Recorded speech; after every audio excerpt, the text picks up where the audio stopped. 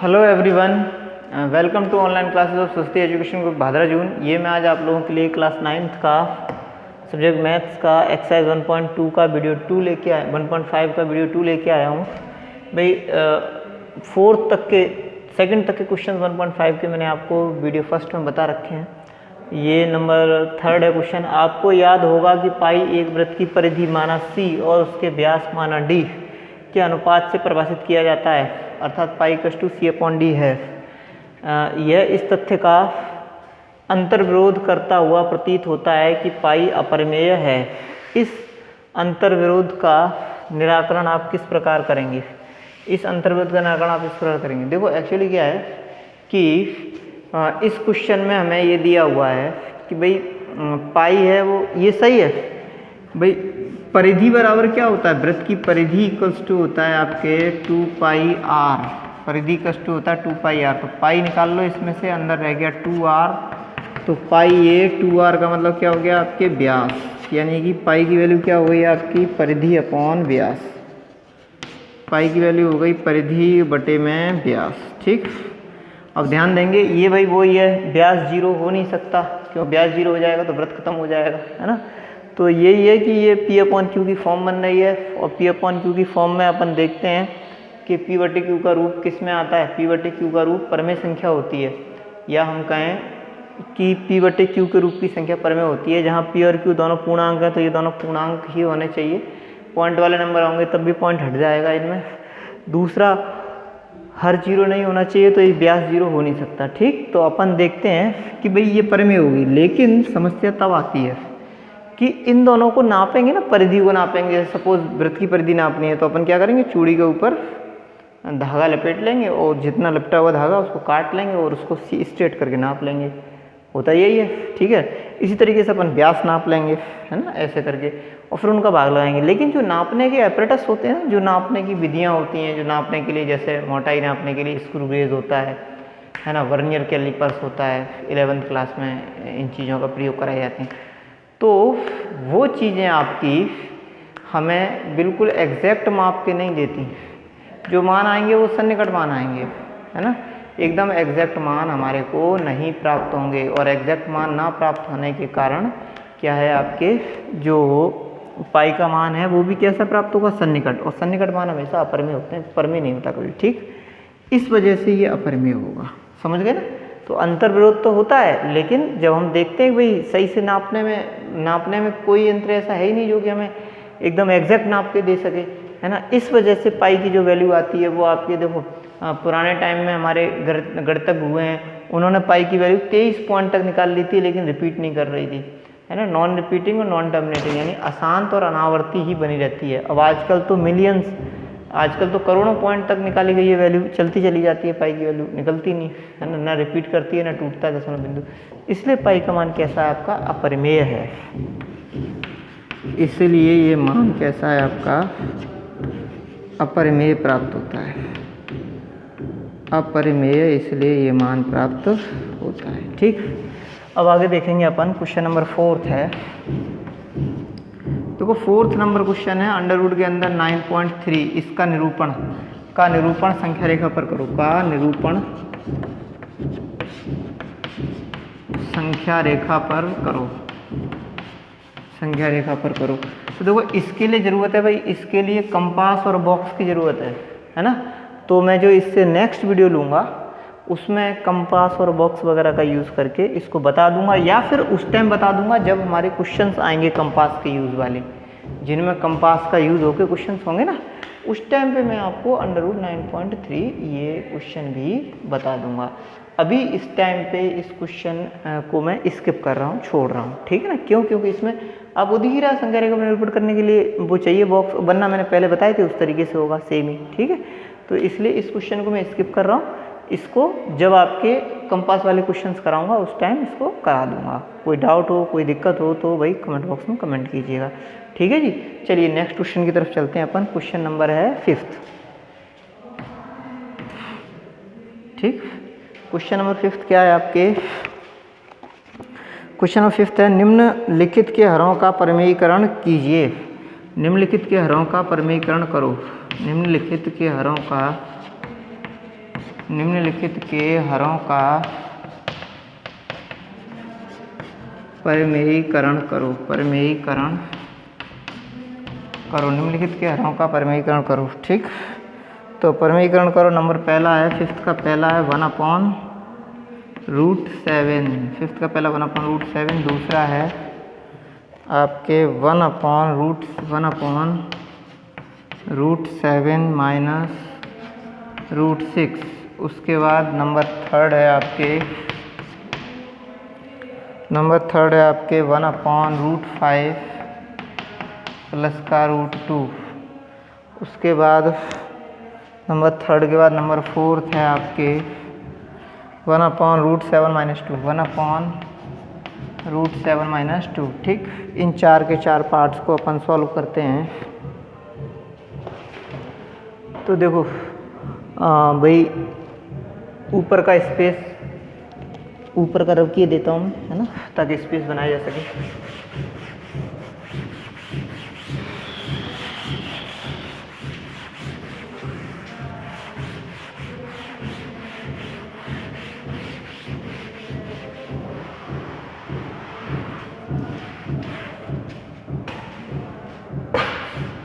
First one is what, पहला वाला है आपके 1/√7। देखो 1/√7 में अपन देखेंगे क्या करना है हमारे को।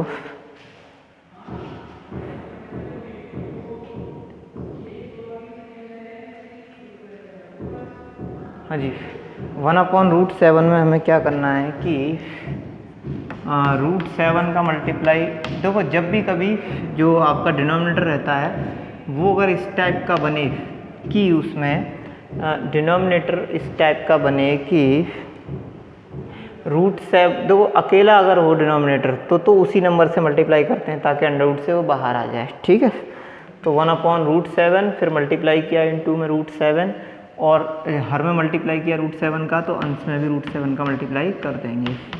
तो √7 × 1 इज √7 और अपॉन में देखो ये √7 का मल्टीप्लाई होकर 7 आ गया है ना, हो गया भाई, हर पर में हो गया। ठीक है, अंश से मतलब नहीं, अंश में तो कुछ भी नंबर आए, बस हर का परिमीकरण हो जाना चाहिए। तो हर का परिमीकरण हो चुका है।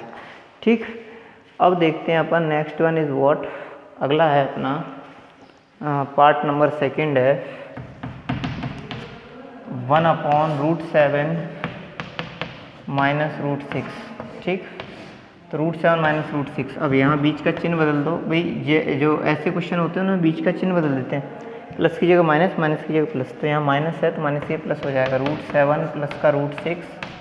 इसी तरीके से ऊपर अंश में हो जाएगा आपके √7 प्लस का √6। ठीक, मल्टीप्लाई करेंगे तो √7 प्लस √6 का मल्टीप्लाई हुआ तो √7 प्लस √6 अपॉन में ये है a प्लस बी, ये a माइनस बी, मल्टीप्लाई को क्या हो जाएगा a² माइनस b²। तो मल्टीप्लाई करो √7 का स्क्वायर माइनस √6 का स्क्वायर, तो ये क्या हो गया आपके √7 प्लस का √6 और होल अपॉन में यहाँ पे क्या होगा आपका 7 का स्क्वायर 7 माइनस 6 का 6, हाँ इक्वल्स टू ये आ गया आपके √7 प्लस का √6 अपॉन 7 माइनस 6 इज 1। ये हो गया आंसर। ठीक, ठीक है, आ गया होगा आप लोगों को, इजी है भाई। इसके संयुग्मी का गुणा किया, संयुग्मी क्या होगा, बीच का चिन्ह बदल देंगे तो ये संयुग्मी हो गया प्लस वाला, और जिसका हमने नीचे हर में मल्टीप्लाई किया उसी का अंश मल्टीप्लाई करेंगे तो अंश मल्टीप्लाई कर दिया। अब अंश में a को मल्टीप्लाई हुआ तो यही आ जाएगा एज इट इज। नीचे आपका a minus B, a plus B या a plus B, a minus B, क्या होता है a plus B minus B, a² minus b² यानी √7 का स्क्वायर माइनस √6 का स्क्वायर। ऊपर वाला एज इट इज लिख देंगे जैसे लिखा हुआ वैसे के वैसे ही। नीचे वाले में √7 का स्क्वायर कितना हो जाएगा आपके 7 माइनस √6 का स्क्वायर 6, तो √7 प्लस √6 ये हो गया, 7 माइनस 6 1 हो गया। ठीक, यही आ गया आंसर। अब नेक्स्ट वन देखेंगे अपन, सेकंड के बाद थर्ड है। Third is what, third is this one 1/√5 plus का √2। ठीक, 1/√5 प्लस √2, इसमें मल्टीप्लाई करेंगे अपन √5 माइनस √2 से, और इसी का ऊपर मल्टीप्लाई करेंगे √5 माइनस √2। तो देखो क्या हो जाएगा आपके, ये √5 माइनस √2 का 1 मल्टीप्लाई हुआ तो √5 माइनस √2 और फिर उसके बाद अपॉन में a plus B, a minus B, क्या होता है a² यानी √5 का स्क्वायर माइनस b² यानी √2 का स्क्वायर। ठीक, इक्वल्स टू √5 माइनस √2 और अपॉन में √5 का स्क्वायर 5 माइनस √2 का स्क्वायर 2, तो ये हो गया आपके √5 माइनस √2 अपॉन 3, ये आंसर है। हर परमीकरण हो गया, अंश जैसे भी आए दैट्स वेल, बिल्कुल सही है। ठीक, नेक्स्ट वन इज़ फोर्थ लेके चलेंगे, उसके लिए मैं थोड़ा सा स्पेस फ्री अप किए लेता हूँ, तो ये वाला मिटा दिया हमने। ठीक है, हाँ अब देखते हैं अपन। देखो fourth one is this one which is 1 upon √7 minus 2। ठीक, अब इसका मल्टीप्लाई करो √7 + 2 का, सही में √7 + 2 होगा ना, और ऊपर भी मल्टीप्लाई करेंगे तो √7 + 2, √7 + 2 ऊपर हो गया, नीचे क्या होगा आपका, नीचे होगा a - b a + b, तो a² - b², √7 का स्क्वायर माइनस b² 2 का स्क्वायर, तो ये आ गया आपके √7 + 2 और होल अपॉन में √7 + 2 का, आगे √7 का स्क्वायर 7 माइनस 2 का 4, तो ये इक्वल्स टू क्या हो जाएगा आपके √7 + 2 अपॉन 7 माइनस 4 इज़ 3, ये हो गया आंसर। ठीक, यहाँ तक आपके 4 पार्ट कंप्लीट हो गए हैं, है ना। आप लोग नोट कर लें व्यवस्थित तरीके से, मैं आगे चलता हूँ।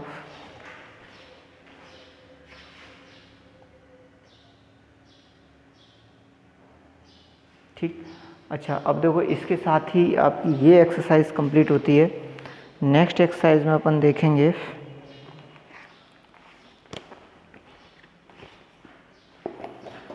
नेक्स्ट एक्सरसाइज में कुछ रूल्स हैं वास्तविक संख्याओं घातांक के, उनको लेके चलूँगा मैं एक्सरसाइज नंबर 1.6 में। उसके लिए पहले इसको रब किए देते हैं।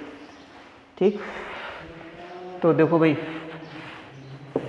Exercise number 1.6 is what,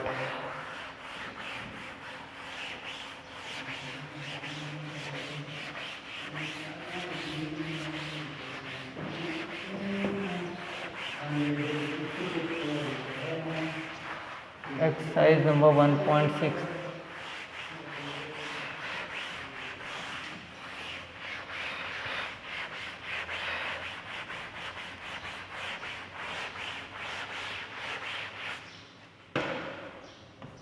exercise number 1.6 का अपन फर्स्ट देखेंगे। देखो फर्स्ट क्या है, ज्ञात करो, है ना। फर्स्ट है ज्ञात करो, ज्ञात क्या करना है अपने को। फर्स्ट है देखो फर्स्ट का फर्स्ट पार्ट है 64 टू दी पावर 1/2, है ना। सेकंड पार्ट है इसका 32 to the power 1/5। Third part है इसका 125 टू दी पावर 1/3। ठीक, चलिए देखो अपन देखते हैं, घात के ऊपर कहीं भी घात लगी हो तो उसका मल्टीप्लाई कर देते हैं घातों का। ठीक है, रूल है। अगर कभी ऐसे लिखा है ना a की पावर m और उसकी पावर n, तो घात के ऊपर घात है ना, तो घातों गुणा हो जाएगा। तो ये क्या हो जाएगा, a की power m into n, a की पावर m n हो गया। ठीक, अच्छा अब देखते हैं अपन, ध्यान से देखेंगे। 64 की घात 1/2 है, तो ये क्या हो जाएगा आपके 64 का प्राइम फैक्टराइजेशन करेंगे तो ये बना 64, 2 से भाग 2, 2 3 6, 2 दूनी 4, फिर 2 से भाग 2, 2 एकम 2 और 2 6 12, फिर 2 से भाग 2, 2 8 16, फिर 2 से भाग 2, 2 चौक 8, फिर 2 से भाग 2, 2 दूनी 4, फिर 2 से भाग 2, 2 एकम 2, 1 2 3 4 5 6, 2 की घात कितनी बनी आपकी 6, 2 टू दी पावर 6, और फिर पूरे की घात कितनी बनी आपकी 1/2 इक्वल्स टू कितना हुआ 2 टू दी पावर 6 इंटू 1/2, 2 तिया 6, यानी 2 की घात कितनी आ गई 3, 2 की घात 3 का मतलब 2 गुणा 2 गुणा 2, 2 दूनी 4 दूनी 8, आंसर हो गया 8। क्लियर। ठीक, घात के ऊपर घात लगी हो तो गुणा हो जाता है। ऐसे यहाँ पे होगा, देखो 32, यहाँ से अपन ने तोड़ना शुरू किया ना, तो 32 कहाँ से लेकर कहाँ तक आया, 32 के टुकड़े अपन ने किए तो 2 की घात 1 2 3 4 5 आएगा ना, तो इसको मैं 2 की घात 5 लिखे दे रहा हूँ, 2 की घात 5 और फिर पूरे की घात 1/5 है, तो 1/5 तो बराबर कितना आएगा 2 की घात 5 इंटू 2 की घात 5 इंटू 1/5, 5 से 5 कट गया एक बार, 2 की घात आ गई 1, 2 की घात 1 2। ठीक, वहाँ 8 आया था, यहाँ आंसर कितना आया 2। ऐसे ही 125 के करो फैक्टर्स, तो 125 के गुणनखंड करेंगे तो 5 आ रहा है ना, इकाई का अंक 5 है, इसका मतलब ये किससे कट जाएगा आपके, इसका सीधे सीधे मतलब है ये 5 से कटेगा। तो 5 का भाग लगाओ, कितना है आपके 5 दूनी 10, 55 25, फिर उसके बाद फिर से 5 से भाग लगाएंगे तो 55 25, फिर 5 से भाग लगाया 1, तो 5 की घात कितनी हो गई 3, ये आ गया आपके 5 की घात 3, और फिर पूरे की घात हो गई 1/3। तो बराबर देखते हैं अपन 5 की घात 3 इंटू 1/3, 3 से 3 कट गया, एक बार 5 की घात आ गया 1, यानी कि आंसर हो गया 5। ठीक, चलिए 1.6 एक्सरसाइज नंबर के क्वेश्चन नंबर फर्स्ट कंप्लीट हो गया है ना। अब अपने स्टार्ट करते हैं क्वेश्चन नंबर सेकंड। तो देखो 1.6 क्वेश्चन नंबर सेकंड फिर से है ज्ञात करो। क्वेश्चन नंबर सेकंड फिर से है आपके ज्ञात करो, है ना। ऐसी घातांकों के सरल सरल नियमों पे आधारित क्वेश्चन हैं, आप लोग ध्यान से देखते चलें। क्वेश्चन नंबर सेकंड नोट करने जा रहा हूँ मैं।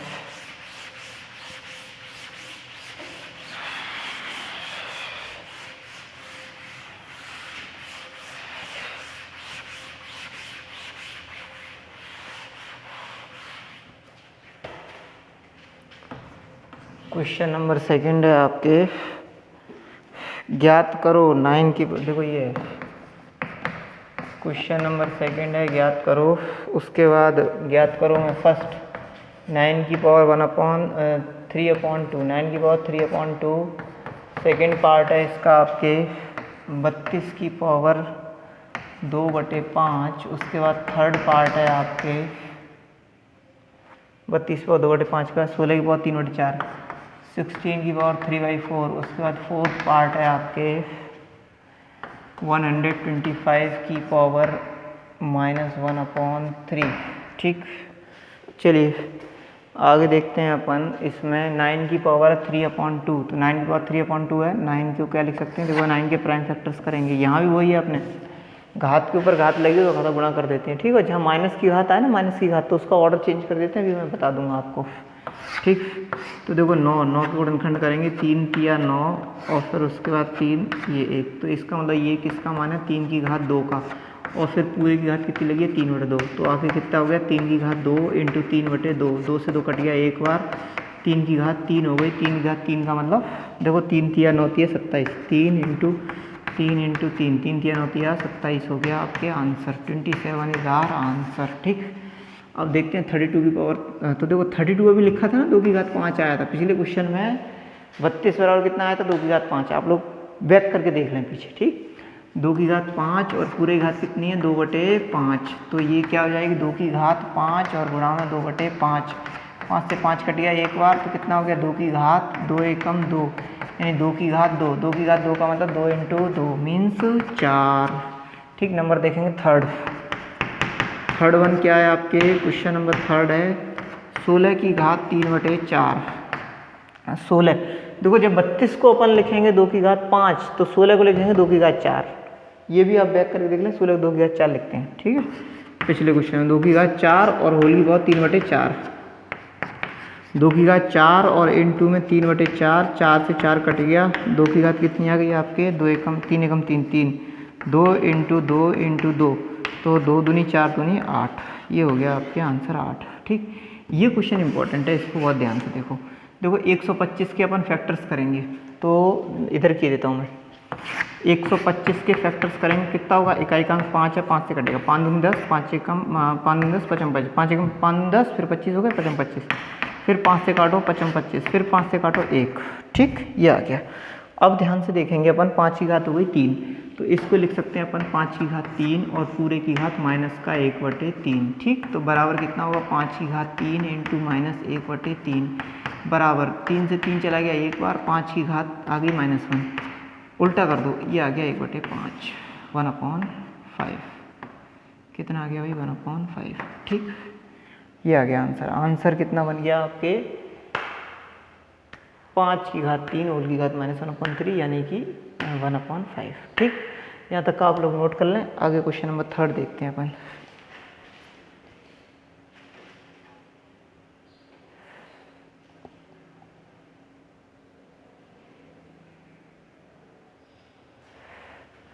क्वेश्चन नंबर थर्ड की तरफ चलेंगे इसके बाद।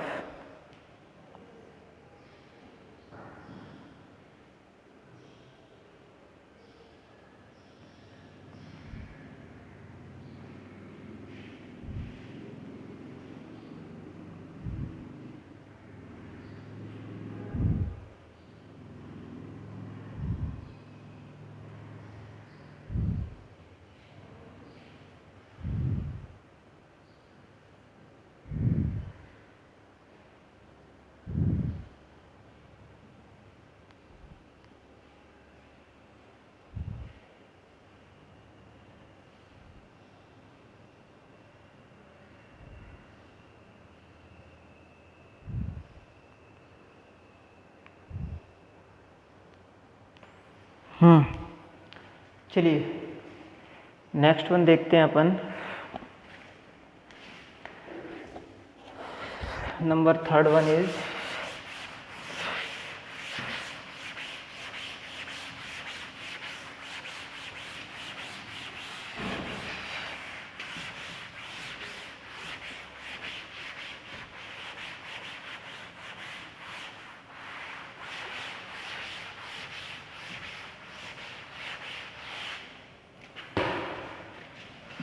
थर्ड देखते हैं अपन। थर्ड क्या है भाई?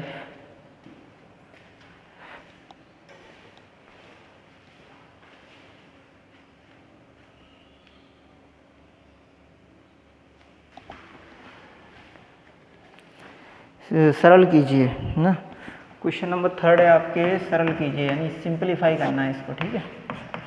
तो सरल कीजिए में है आपके number first 2 to the power 2/3 multiplied by 2 to the power 1/5, ठीक। सेकंड वन है आपके 1/3 to the power 3 की होल पावर 7 का होल पावर 7, ठीक। Third one is what? Third one is 11 to the power 1/2 upon 11 to the power 1/4। Fourth one is what? 7 to the power half multiplied with 8 to the power half. Got it. चलिए अब आगे देखते हैं अपन। देखो भाई next one है यहाँ पे, देखो जब कभी ऐसे ना हर समान ये आधार समान हो तो घातें जुड़ जाती हैं गुणा में, और भाग में घातें घट जाती हैं। जैसे ऐसे लिखा है कभी a to the power m into a to the power n। तो देखो आधार समान है ना a और a, तो घातें जुड़ जाएंगी, तो a to the power क्या हो जाएगी? m plus n। और भाग में होती तो घट जाती। ऐसे लिखा होता ना भाग में a to the power m upon a to the power n, तो ये घातें घट जाती हैं, ऊपर वाली में नीचे वाली घात घट जाएगी, a to the power हो जाएगी m माइनस n, ठीक। क्लियर हो गया। चलिए अब अगर इन दोनों रूल्स का यूज़ यहाँ तक होगा, वहाँ पे दूसरा रूल लगेगा चौथे में, वो बता दूंगा मैं आपके, ठीक। तो अपन देखते हैं।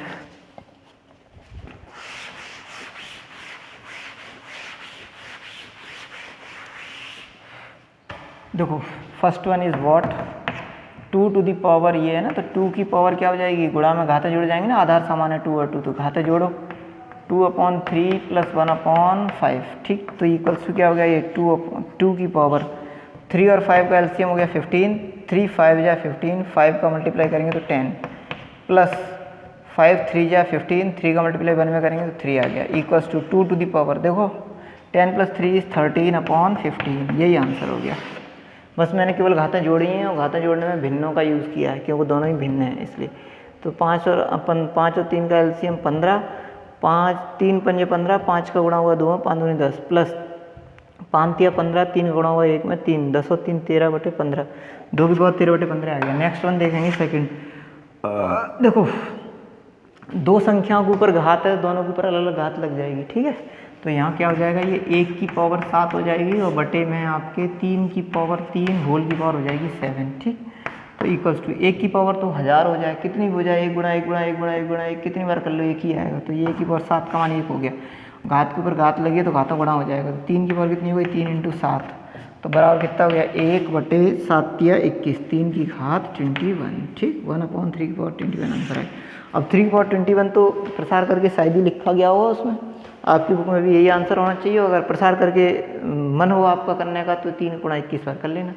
थोड़ी सी कैलकुलेशन पड़ेगी, थोड़ा जोर आएगा, लेकिन टफ नहीं है, लेंथी है, वो करते जाना गुणा। 3 का पढ़ा सभी को आता है, ठीक। चलिए अपन देखते, देखो यहाँ भाग हो रहा है ना, जब आधार समान होते हैं तो भागों घातें घट जाती हैं, तो यहाँ घातें घट जाएंगी। घट के क्या होगा घातों का? इक्वल्स टू 11 की घात ऊपर 1/2 है, नीचे 1/4 है, तो 1/2 माइनस 1/4 आए, तो 11 की पावर 1/2 माइनस 1/4, 4 और 2 का एलसीएम 4 आ गया, 2 दूनी 4, 2 का गुणा ऊपर करेंगे 2, माइनस 4 एकम 4, 1 का गुणा ऊपर किया 1, ठीक। तो कितना आ गया? 2 में से 1 गया तो बचा 1, 11 की घात आ गई 1/4, यही हो गया आपके आंसर, ठीक। आगे देखते हैं अपन। नंबर 4th पार्ट है आपके। 4th part is what? देखो जब आधार अलग अलग हों, घातें एक जैसी हों, तो आधारों को गुणा करके घात एक बार ही लगा देते हैं। तो इसको लिखेंगे अपन 7 और गुणा में 8 की घात लिखेंगे 1/2, ठीक। तो बराबर 7 × 8 = 56, 56 की घात हो गई 1/2। अब देखो 56 का एलसीएम तो वो तो आ नहीं सकता √, तो 56 की घात 1/2 ही आंसर हो गया। ठीक, और इसी के साथ ही आपकी ये एक्सरसाइज ख़त्म होती है, साथ ही चैप्टर ख़त्म होता है। नेक्स्ट चैप्टर अपने नेक्स्ट वीडियो में लेंगे। ठीक है, और बाकी आपके कोई प्रॉब्लम हो यहाँ तक किसी भी तरीके की कैसे भी, तो आप लोग कमेंट बॉक्स में कमेंट कर सकते हैं। बाकी अपना ध्यान रखें। सरस्वती संस्थान का जो चैनल है ना, सरस्वती भाद्रा जून, उसको सब्सक्राइब करें, दोस्तों को रेफ़र करें। ठीक, जय माता दी।